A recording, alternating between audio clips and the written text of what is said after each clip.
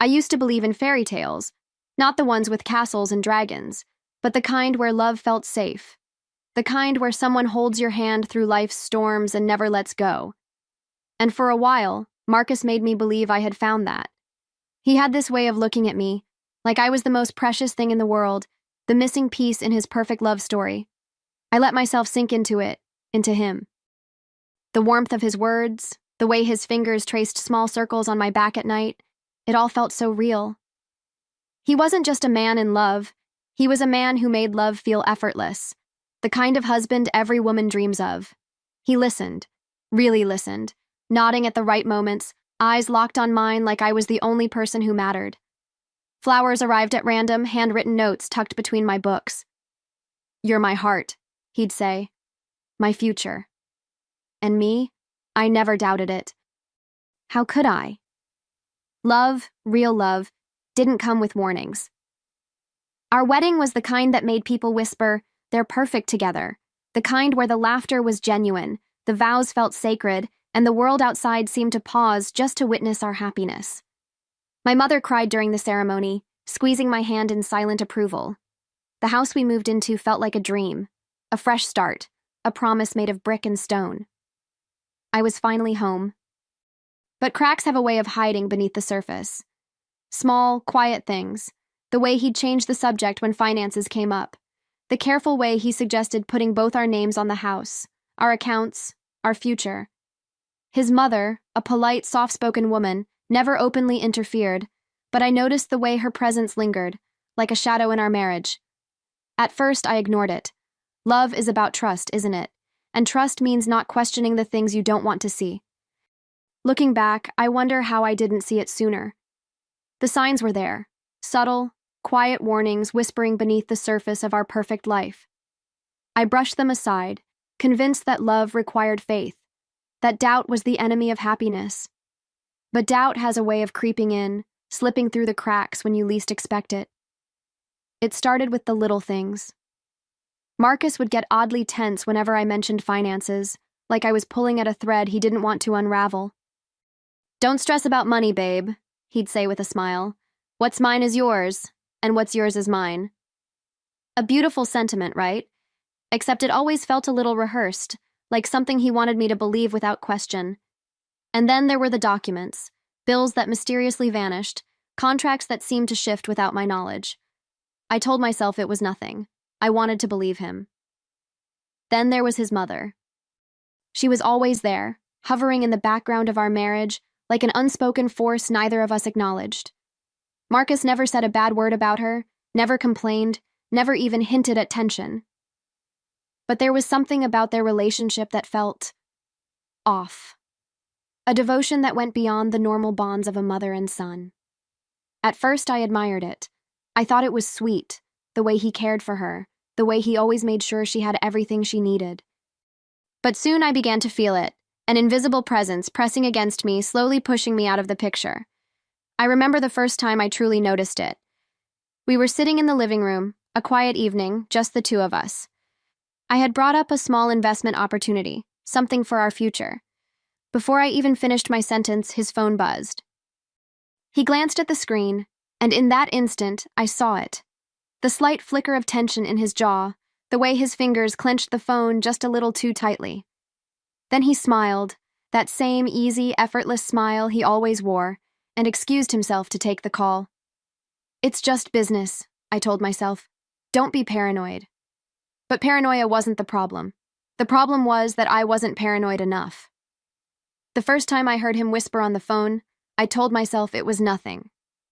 A private conversation, maybe work-related, but it kept happening. Late at night, early in the morning, always in hushed tones.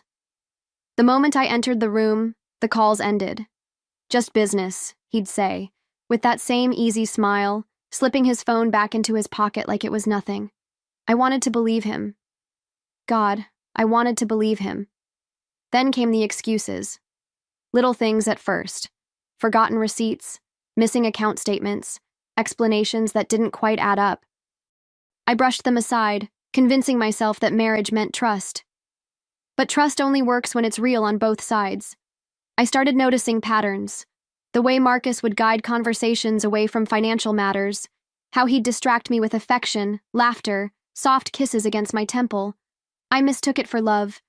But now I know better. It wasn't love. It was control. And yet, despite the unease creeping into my gut, I stayed. I told myself I was overthinking, that love required patience, that doubts were the product of my own insecurities. After all, we were happy, weren't we? People envied us. We had the perfect house, the perfect life. So why did I feel like an outsider in my own marriage? It wasn't just Marcus. It was her, his mother. She never did anything outright, never said a single cruel word to me. But she didn't have to. She was always there, always watching, always just close enough to remind me that no matter what I thought, I was never really first in his life. I was just part of the plan, a necessary piece in a puzzle I hadn't even realized existed. But I see it now, and soon Marcus will see me too.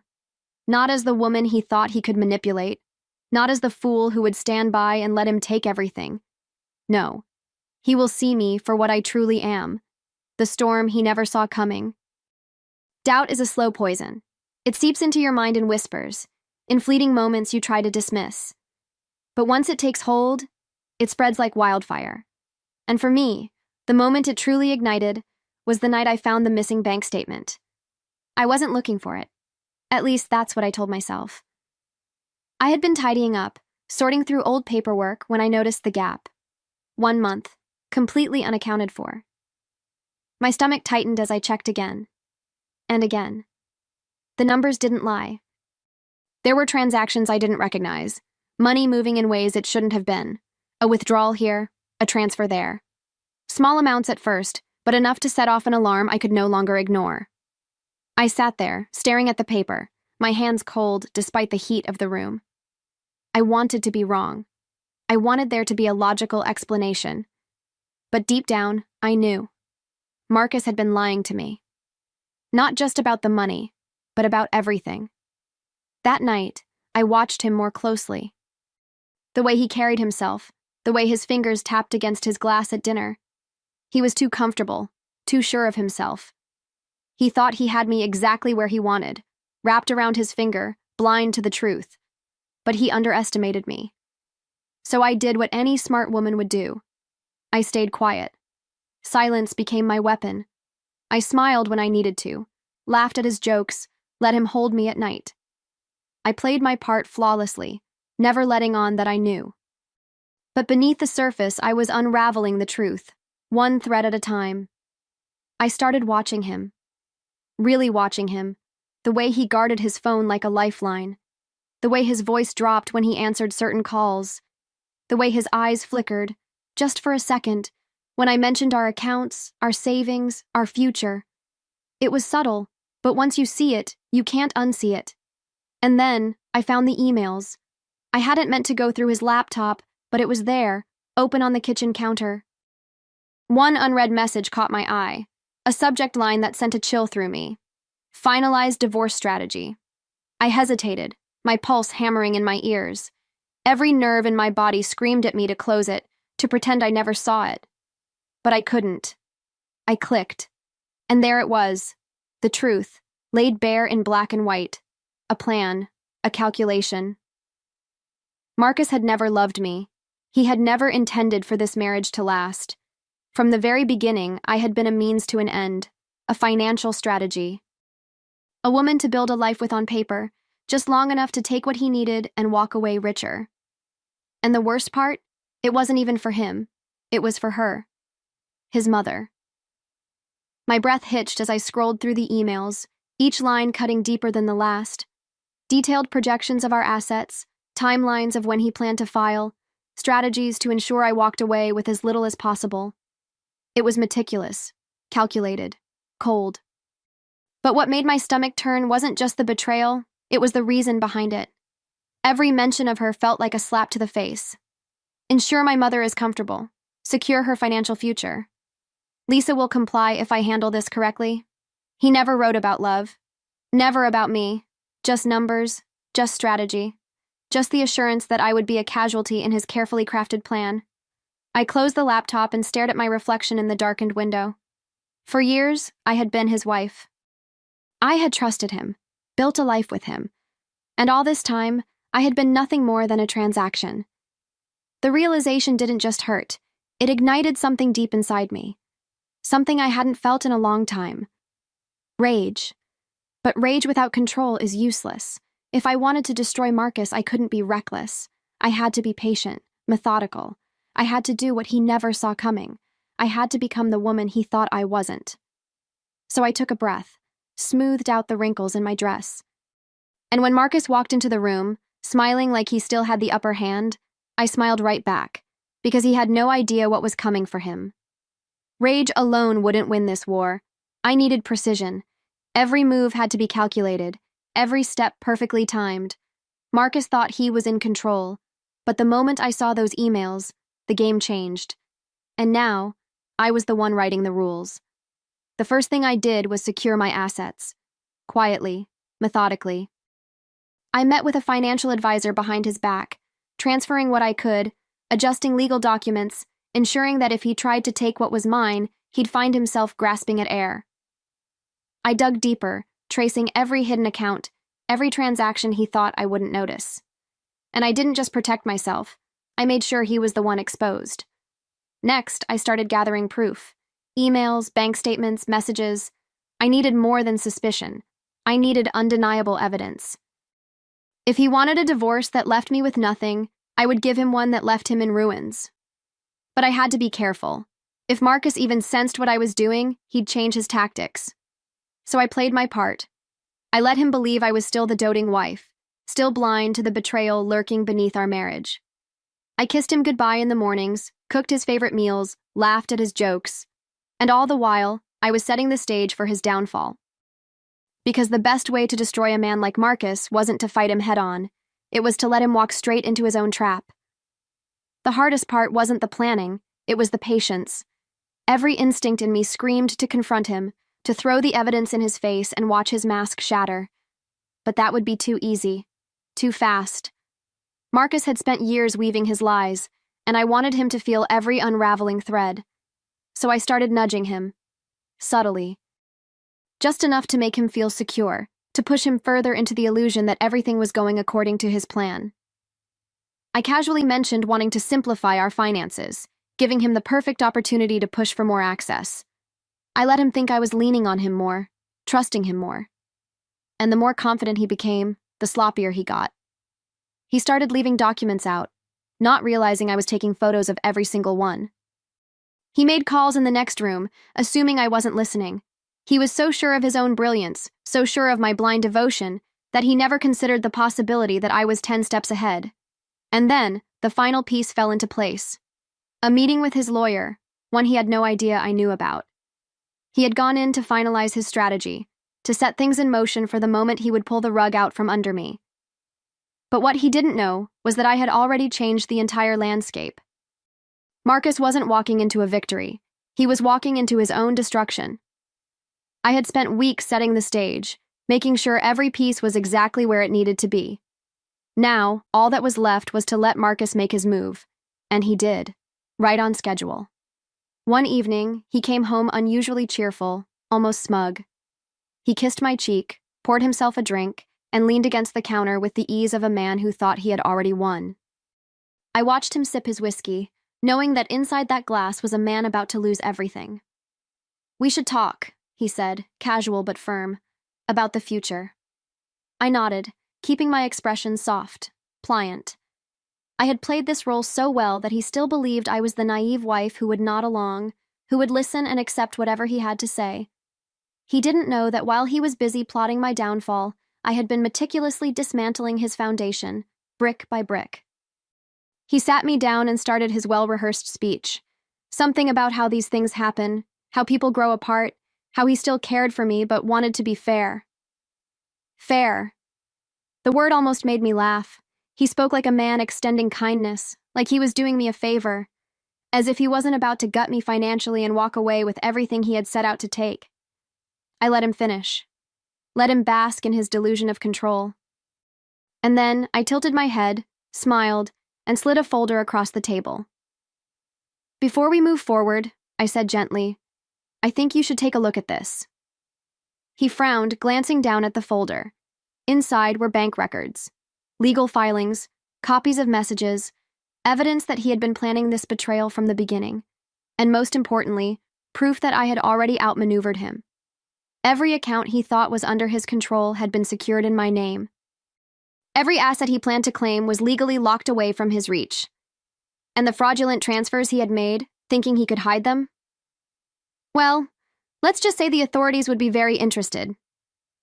I watched as the color drained from his face. His fingers trembled slightly as he flipped through the pages, his carefully constructed world crumbling with every turn. He looked up at me, eyes wide, searching for something. Panic, anger, fear. But I gave him nothing, because I had already won. For the first time since I met Marcus, he was speechless. His mouth opened, then closed. His fingers twitched against the folder, skimming over the evidence of his own downfall.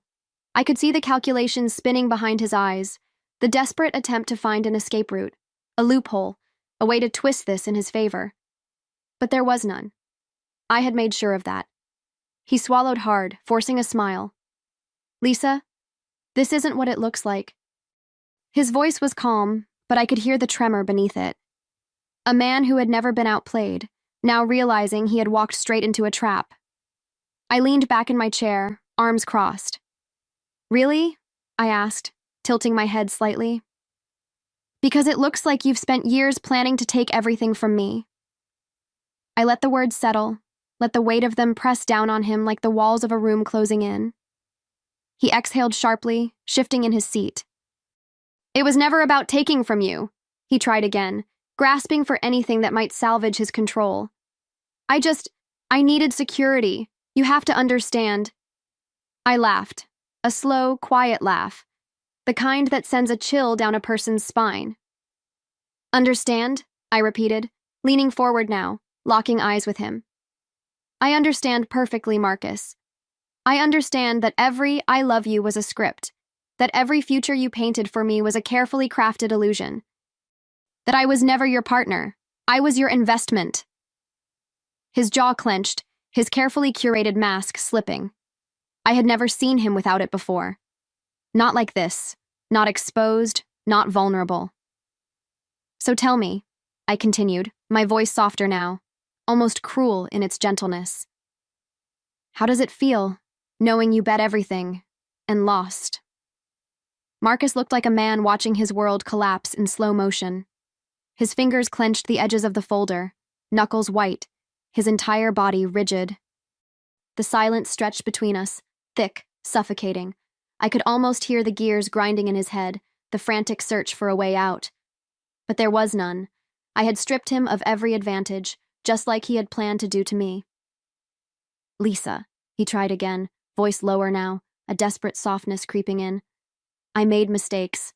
I can admit that, but we don't have to do this. We can work something out. I almost laughed at the audacity. Even now, sitting across from me with his betrayal exposed, he still thought he could negotiate, still thought there was a version of this where he walked away intact. I exhaled slowly, shaking my head. You don't get it, do you? I asked, watching the last vestiges of his arrogance drain away. This isn't about working something out. This is about consequences. You played the long game, Marcus, but so did I.